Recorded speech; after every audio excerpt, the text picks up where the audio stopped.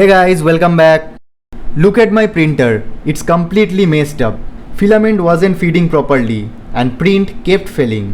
When I checked the tube, it was completely damaged, cracked and loose. And today I'm gonna replace it with a new one. Then I jumped into Amazon and found this full Bowden tube replacement kit. And this kit is perfect for my 3D printer. So let's get started.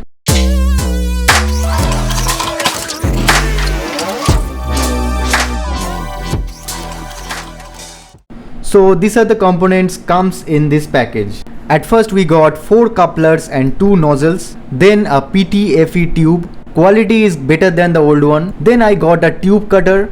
Now I cut the tube of same size according to the last one. Then I am placing the coupler in the extruder and tighten with wrench. Don't tighten it hardly, you must keep a gap. Now installing the new tube. Now push the tube down until it touches the hot end. If there is a gap, it will not work properly. A few minutes later. Now I have fixed it like before. Now I am placing another coupler on extruder and do the steps same as before.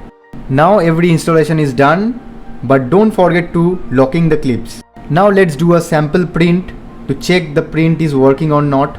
At first go to the temperature and preheat the PLA. Watching the video till now, don't forget to like, comment and share. And also don't forget to subscribe because it's very important for us. To make sure everything works perfectly, I started a test print, the classic XYZ calibration cube. This is a short time lapse for you guys to enjoy. This small cube helps check if the printer is extruding correctly and if all the axis movements are accurate. As you can see, the print comes out perfectly without any issues. Every surface are smooth with no strings. Hope you have liked this one and stay tuned for the next video.